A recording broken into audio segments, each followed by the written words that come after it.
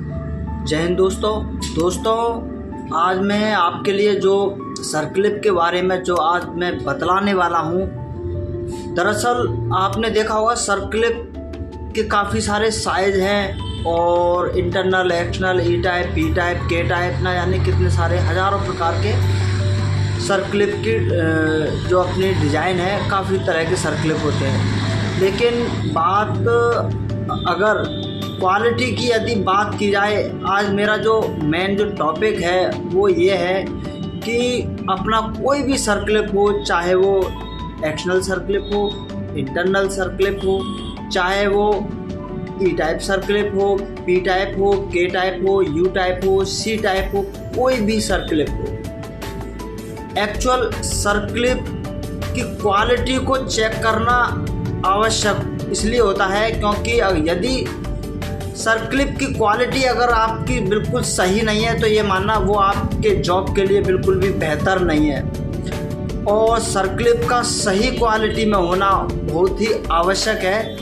और मैं आज आपको बताने वाला हूँ कि क्वालिटी किस तरीके से हम जो चेक करेंगे कि किस तरीके से सर्क्लिप की क्वालिटी सही होनी चाहिए। तो आज मेरा जो टॉपिक है वो एक इंटरनल सर्क्लिप पर है और आज मैं यही देखने वाला हूँ कि इंटरनल सर्क्लिप को किस तरीके से हम चेक करेंगे और उसकी जो क्वालिटी है वो किस तरीके से मेंटेन होगी।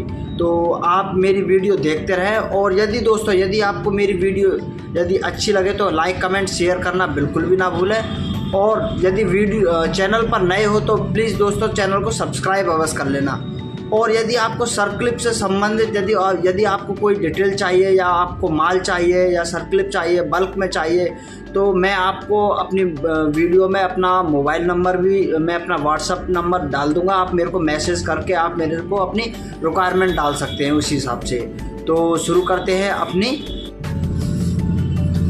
जैसा कि दोस्तों आप देख रहे हैं मेरे पास इंटरनल साइज़ पड़े हुए हैं। जो आप ये देख रहे हैं यह भी एक इंटरनल साइज़ है और यह भी एक इंटरनल साइज़ है जो कि SS का है।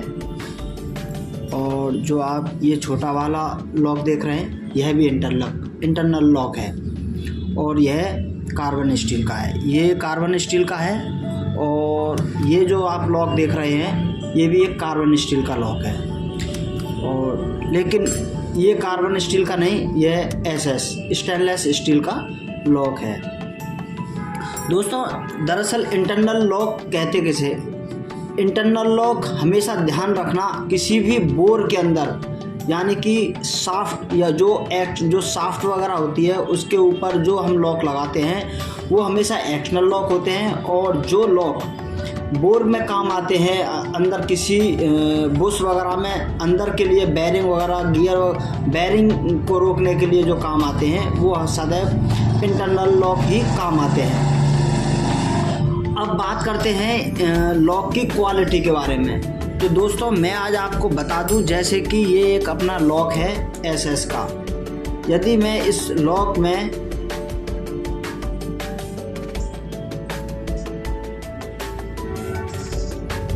ये मैंने प्लायर सेट कर दिया इसके अंदर, अब मैं इसको दबाऊंगा। मेरे को काफ़ी ताकत लगानी पड़ रही है और मैं इसको इस तरीके से दबा के और किसी भी जॉब में डाल दूंगा मैं, तो ये अपने ग्रुप में जाके सेट हो जाएगा। लेकिन अब बात आती है कि मैं इसको कितना भी दबाऊं, मैं देखो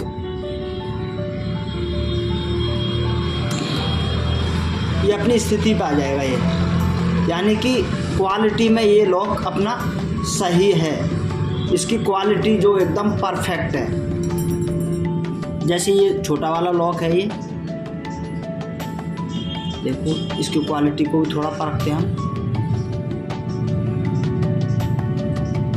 ये भी अपनी स्थिति पे उतना का उतना ही है, इसका मतलब ये भी अपनी क्वालिटी पे बिल्कुल सही है।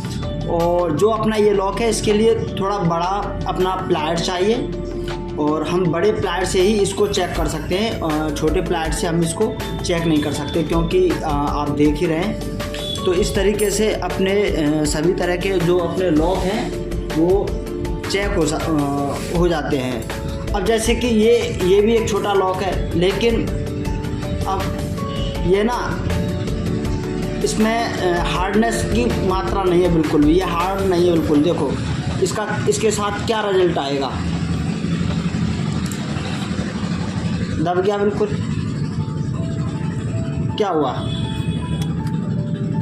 ये क्वालिटी है ना, ये क्वालिटी नहीं है। क्यों नहीं है? क्योंकि इसके अंदर टेम्पर नहीं है, ये सॉफ्ट पीस है। ये इसको हीट ट्रीटमेंट किया जाएगा, फर्नेस में पकाया जाएगा, तब जाके इसके अंदर जो हार्डनेस है, जो टेम्परिंग है, वो इसको मिलेगी, तब जाके ये इन लॉकों की तरह वर्क करेगा। और एकदम इस तरीके से वर्क करने के बाद तब ये जॉब में लगने लायक बन जाएगा अपने आप।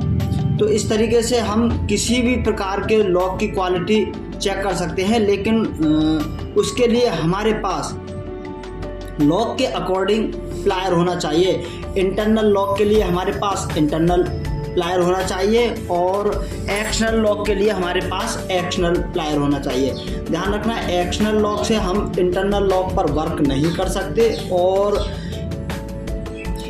एक्सटर्नल लॉक से हम इंटरनल पर वर्क नहीं कर सकते और इंटरनल से हम एक्सटर्नल पर वर्क नहीं कर सकते। तो सभी कंपनियों ने ज़्यादातर सभी कंपनी लॉक के अकॉर्डिंग ही प्लायर का भी डिसीजन करती हैं कि किस लॉक के लिए हमें किस प्रकार के प्लायर की हमें ज़रूरत पड़ती है। जो आप ये जो टूल देख रहे हैं, ये है वर्नियर। इसके बारे में तो ज़्यादातर सभी जानते होंगे, क्योंकि ये हर लॉक के साइज़ को मेंशन करने के लिए, उसकी ड्राइंग, उसकी नाप तोल बताने के लिए हमें इसकी ज़रूरत पड़ती है। इसके बिना हम किसी भी लॉक का साइज़ और उसकी ड्राइंग, उसकी नाप तोल को हम नहीं देख सकते, क्योंकि इसकी भी काफ़ी सर्कलिप के अंदर काफ़ी बड़ी भूमिका रहती है। तो दोस्तों, इसी के साथ मैं आपसे अब विदा लेता हूँ अपने नए टॉपिक और नए वीडियो के लिए। तब तक के लिए जय हिंद, जय भारत।